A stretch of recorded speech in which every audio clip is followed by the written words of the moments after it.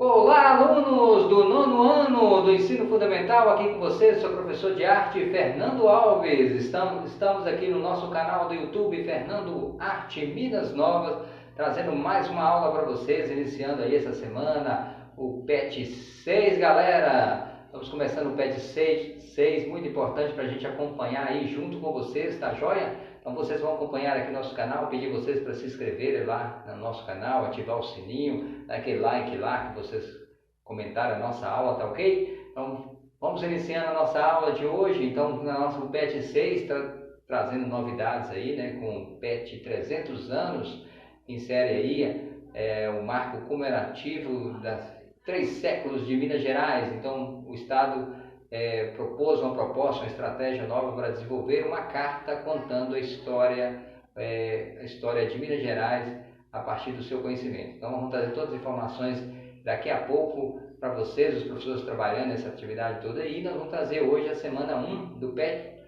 6 para estar explicando para vocês o conteúdo e logo depois a gente vai explicar sobre o PET 300 anos, tá bom, galera? Então vocês acompanham aqui para ficar bem informado na realização dessas atividades dessa semana. Então nós estamos aí na página 87 do PET, né, do nono ano, vocês acompanham aí, dança cênica ocidental, né, que a gente vai estar falando com vocês. A gente vai trazer um pouquinho dessas informações básicas sobre a questão da dança, né, envolve toda a história, a língua portuguesa, a linguagem, né, dançar, basta querer, é só começar. Então, quem gosta de dançar é muito importante, né? Que ajuda bastante aí no desenvolvimento do corpo, das habilidades do corpo, né? E além de ajudar na questão física também, terapêutica, fisiológica. Então, a dança ela ajuda muito nesse trabalho dessa expressão. Mas aqui a gente vai tratar dessa característica, que a dança ela surgiu na questão lá na antiguidade, né? Os primeiros homens pisaram sobre a terra, as primeiras manifestações da dança apareceu lá como forma de rituais. É isso que a gente vai estar falando, que a questão característica dessas expressões ser artísticas mais antiga, né? É uma das artes mais antigas, igual a pintura,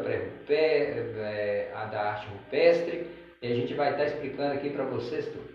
Então, na pré-história, a dança ela tinha um caráter aí relacionado à questão da sobrevivência do ser humano. Então, o homem dançava naquela época com o intuito de agradecimento aos deuses, ao culto aos deuses, né, de rituais de forma características sagradas aí, né, trazendo aí os gestos místicos, né, que acompanham aí todos os rituais.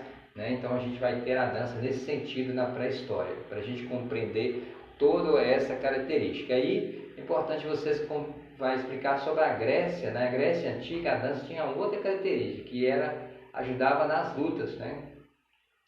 A conquista, a perfeição do corpo, porque os gregos, para eles o corpo tinha que ser perfeito, né? Tinha que ter uma harmonia, um equilíbrio, né? Com a questão ser forte, né? Por isso que as esculturas gregas são esqueletos, representam os deuses, que representam esses valores aí da questão. Então a dança era como se fosse algo que ajudava nessa cooperatividade aí, entre as lutas e também na busca da perfeição do corpo, porque o grego era voltado a esse intuito, né? O corpo tinha que ser esbelto, tinha que ser bem fisicamente, porque representava a força, as lutas.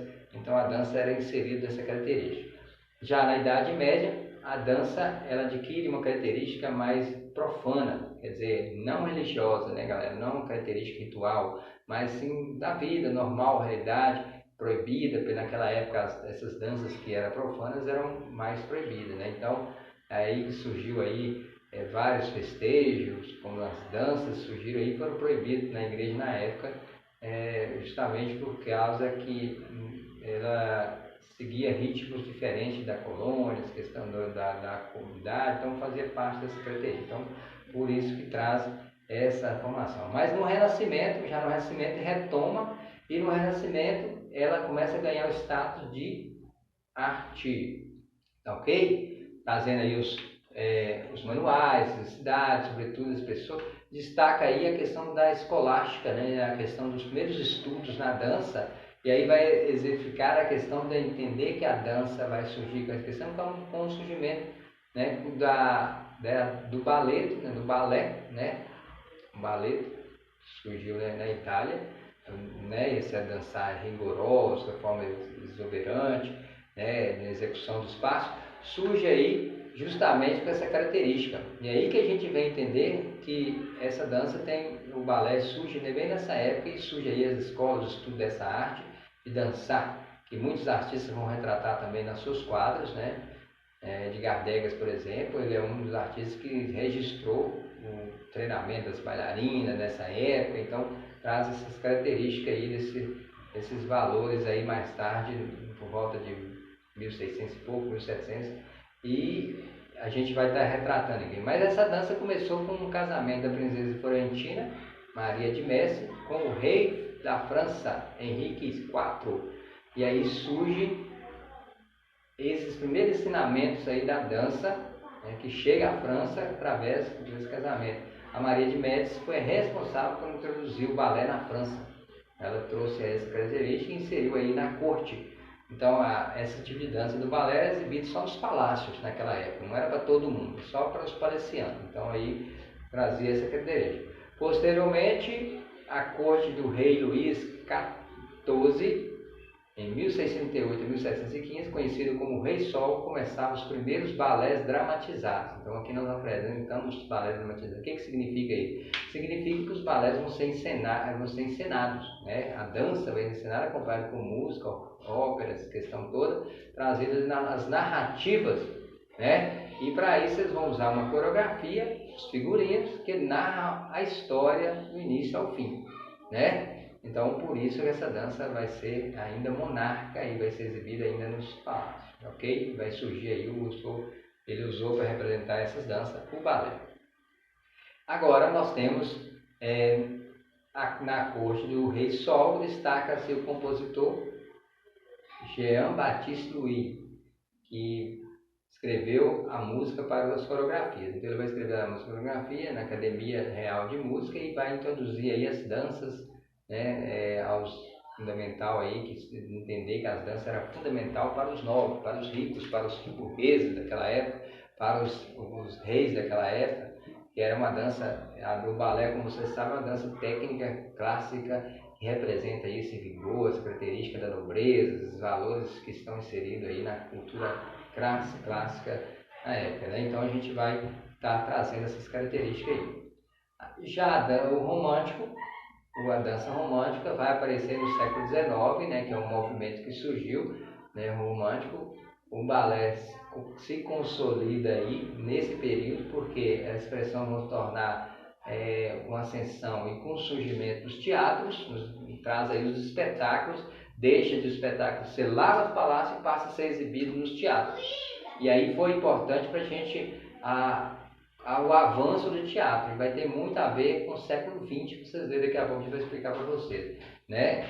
Aí também destaca a ópera, como faz parte dessas execuções, né? Então aí já tem essa característica, a ópera, que é a manifestação que surge aí nessa época. Praticamente incluía o mundo da dança, que fazia aí a junção com a dança, né? Com balé, essa característica toda. Então, o espetáculo era realizado no palácio, passa a ser realizado nos teatros para os nobres ainda, né? Então a gente vai entender essa questão. No entanto, será na corte da Rússia que esse balé alcançará o auge da sua criação artística. Surgimento das grandes narrativas românticas que vão contar através do balé, conhecido como balés românticos, né? E parece o Lago do Cisne, o Quebra-Nós, que são dois tipos de balé construídos pelo compositor Piotr Ilyich.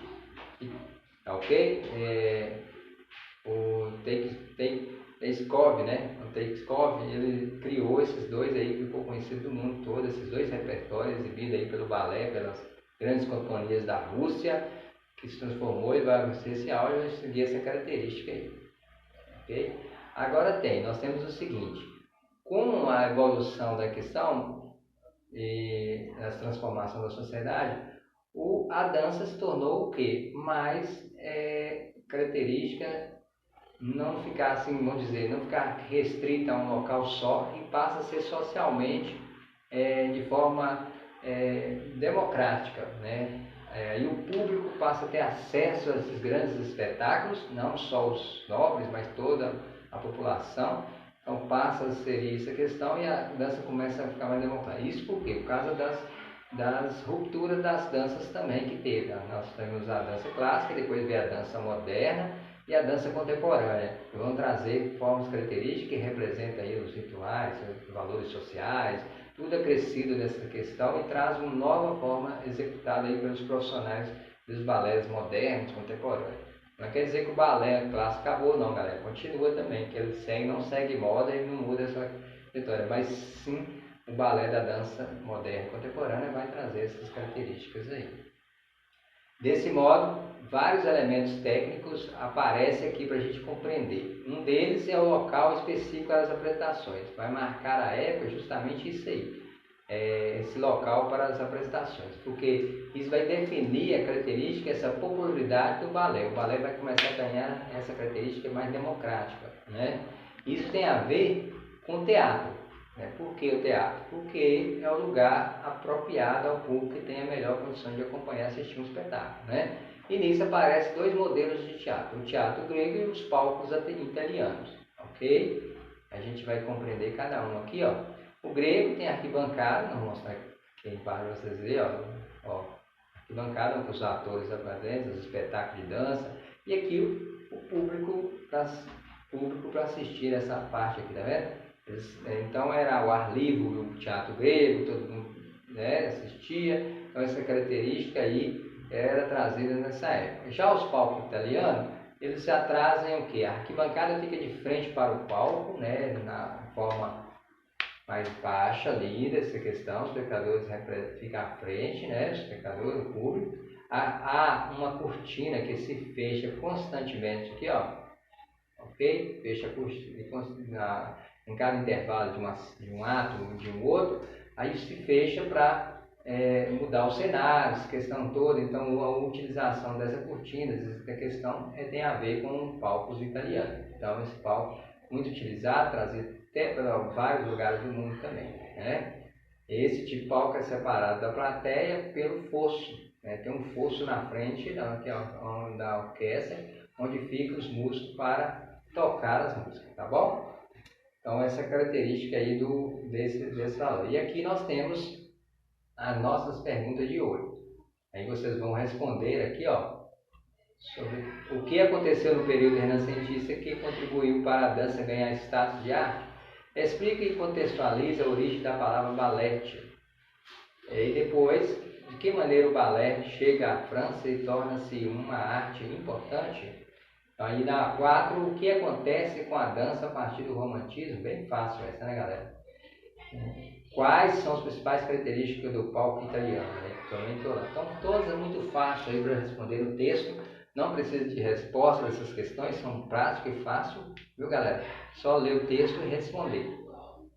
E aqui nós temos o PET 300 anos, que a gente vai trazer para vocês aí do 9º ano, justamente para vocês compreenderem. O Estado de Minas Gerais implantou o PET 300 anos para comemorativo ao marco aniversário daí da nossa Minas Gerais, do Estado de Minas Gerais. E para isso ele lançou uma proposta para os alunos da rede pública de ensino, que os alunos enviassem uma carta contando o que representa Minas Gerais para eles.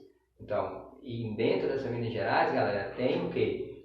A cidade, a sua cidade. Né? Aí vocês vão pegar, pesquisar, ouvir relatos, questão todas, assistir os vídeos que os professores estão postando para explicar o seu contexto da cidade, para contextualizar a sua cidade com a história de Minas Gerais. Vocês vão escrever esse assunto, desenvolver esse assunto em cima disso. Ok? Contando para uma pessoa, né, usando os termos legais formais da carta, e contando para o público que vai ler a sua carta como que é a sua cidade dentro da história de Minas Gerais, ok? Porque isso aí é importante para compreender. Você sabe que em Minas Gerais tem várias diversidade de culturas diferentes no seu estado. Então cada lugar vai trazer um pouquinho da sua história. Aqui na história da minha cidade vai contar um pouquinho, porque a nossa cidade tem 290 anos, então é quase a idade de Minas Gerais. Então ela é a mãe aqui do vale de onde nós moramos, então ela faz parte da história com casarões, com arquitetura belíssima, com os valores inseridos, com as paisagens, com a cultura, com os festejos, com as danças, com as músicas, né, e com o povo que mora aqui. Vocês podem contar sobre isso nessa carta, falar sobre essa carta contando a história. Lá você de outra cidade vai contar o que você, da sua cidade, tá bom? Ou então escolher um tema para estar falando dentro dos 300 anos de Minas Gerais. Bom, o que vocês têm que ter cuidado? O local e a data para colocar na carta, o vocativo, né? O que é o vocativo de saudação? Querido povo mineiro, caro colegas, caro amigo, então vocês vão definir. Depois começa a introdução, vocês vão contar para a pessoa entender por que você está escrevendo essa carta. Então vai contar um pouquinho de você se você quiser, poderá informar também o que tem nesse local, é bem resumido o que vai ter no desenvolvimento, né? Bem resumidinho, para que depois você comece a desenvolver aqui o que você quer escrever, tá bom? O desenvolvimento deve escolher os elementos que você vai estar interessado em escrever a partir das experiências e relatos que você observou aí durante as semanas trabalhados no PET 300 anos. E aqui a conclusão. Concluir o assunto da carta nos pedindo até a próxima, até breve, né? Dizendo as saudações finais ao público, né? E aqui depois a assinatura sua. Você assina a sua carta também, envia e coloca a sua turma, tá bom? É isso aí. Feito isso, enviar para os professores que são padrinhos e madrinhas da turma, ok? Até o dia 13 de novembro, tá bom? Não pode esquecer disso. Então, o prazo até hoje, vocês enviam essa carta para os professores. Aqui, agradecer vocês aí por participar dessa trilha dessa semana dos PET 6 e vamos trabalhando aí firme com todos vocês. Não esqueça de se inscrever no nosso canal e até a próxima aula.